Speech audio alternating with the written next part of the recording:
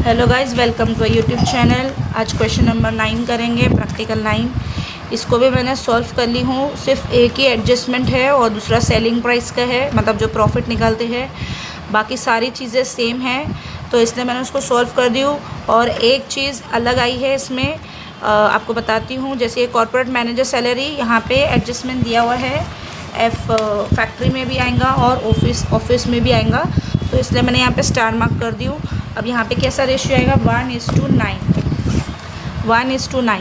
तो यहाँ पे 1:9 यानी 1 + 9 10, तो 1/10 फैक्ट्री में आएगा, 9/10 उसमें आएगा। रेंट ऑफ प्लांट जो है वो फैक्ट्री का है, उसमें आएगा। देखिए ये एक गाइज, ये एक अलग से आया है, यानी sale of defective raw material. जो रॉ मटेरियल है वो डिफेक्टिव है, तो उसको लोग ने बेच दिए, तो वो भी कॉस्ट से रिलेटेड है। ठीक है, तो कॉस्ट रिलेटेड है तो वो भी आएगा, लेकिन ये पैसा गया तो हमारा क्या है, ये माइनस हो जाएगा।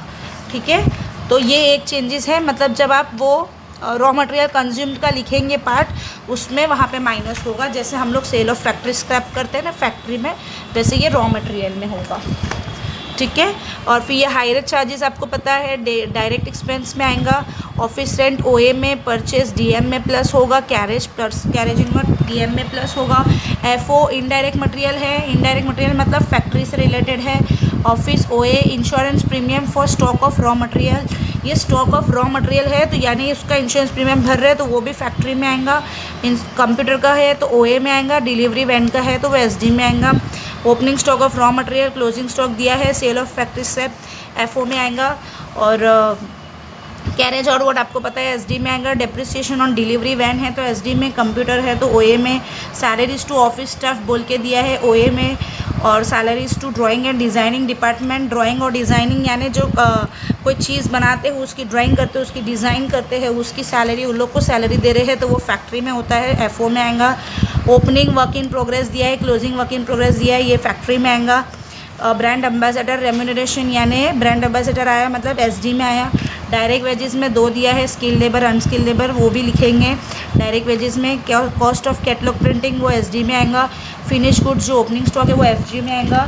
और क्लोजिंग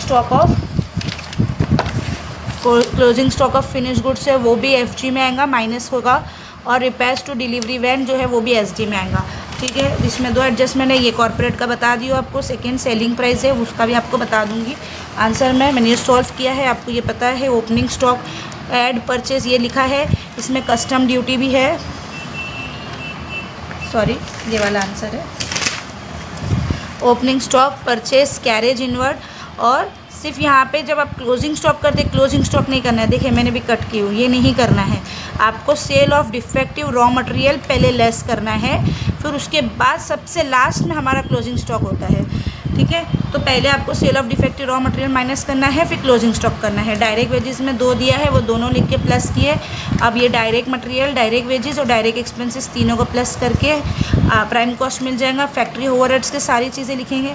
कॉर्पोरेट मैनेजर सैलरी का मैंने आपको बताई हूँ, 1/10 ऑफ जो अमाउंट दिया है उसको करेंगे, 40 है। और इनडायरेक्ट मटेरियल ये सारी चीज़ें जो लिखे हैं वो लिखेंगे। और फिर लास्ट में उसमें सेल ऑफ फैक्ट्री स्क्रैप करेंगे लेस। फिर उसके बाद जो वर्क इन प्रोग्रेस दिया है उसका पार्ट करेंगे, ओपनिंग स्टॉक को ऐड करेंगे, क्लोजिंग स्टॉक को लेस करेंगे। ये सारी चीज़ों को आंसर आएगा उसमें। ये प्राइम कॉस्ट और ये फैक्ट्री ओवरहेड्स का जो एडिशन आया वो लिखेंगे, तो वो दोनों को प्लस करेंगे तो फैक्ट्री कॉस्ट या वर्क कॉस्ट मिल जाएगा। फिर ऑफिस एडमिनिस्ट्रेशन के सारे पार्ट लिखेंगे। तो कॉर्पोरेट मैनेजर सैलरी का आपको बताई हूँ मैंने, 9/10 आएगा, तो 9/10 मल्टीप्लाई बाय जो क्वेश्चन दिया है वो, उसको आंसर आएगा। और ये फिर सारी चीज़ें जो भी दिया है उसमें लिखेंगे, इसको प्लस करेंगे। और वर्क कॉस्ट और ऑफिस एडमिनिस्ट्रेशन का जो टोटल आया है उसको प्लस करेंगे तो हमको मिलेगा cost of production. Cost of production के बाद फिनिश गुड्स को, ओपनिंग स्टॉक को ऐड करेंगे, फिर जो आंसर आएगा उसमें लेस करेंगे क्लोजिंग स्टॉक को, तो हमको मिल जाएगा COGS, cost of goods sold मिल जाएगा। फिर सेलिंग एंड डिस्ट्रीब्यूशन ओवरहेड का पार्ट्स जो जितने भी मैंने एसडी लिखा है वो सारी चीज़ों को लिख के आप टोटल करेंगे। फिर कॉग्स और इसको टोटल को मिलाएंगे तो कॉस्ट ऑफ सेल्स मिल जाएगा। ठीक है, अब कॉस्ट ऑफ सेल्स मिल गया। यहाँ पे क्या बोला है, सेलिंग प्राइस जो है 120% ऑफ कॉस्ट प्राइस है, यानी जो सेलिंग प्राइस है वो 120% है कॉस्ट प्राइस का। तो कॉस्ट प्राइस कितना हुआ, 100। तो जब सेलिंग प्राइस 120 है, कॉस्ट प्राइस 100 है, तो 120 माइनस 100 कितना हो गया 20, नीचे से जाएंगे तो माइनस, तो यही आपको क्रॉस मल्टीप्लिकेशन करना है। 36,15,900 मल्टीप्लाई बाई 20 डिवाइडेड बाई 100 करेंगे तो 7,23,180 आ जाएगा। फिर ये दोनों को प्लस करेंगे तो ये आंसर आ जाएगा। ठीक है गाइस, बहुत इजी है, सिर्फ ये एक ही पार्ट था, कॉर्पोरेट मैनेजर सैलरी का एडजस्टमेंट था और ये sale of defective raw material था। बाकी सारी चीज़ें आपने पहले कर चुके हैं, तो आप लोग खुद से ट्राई कीजिए। Thank you very much. Please like, share and subscribe.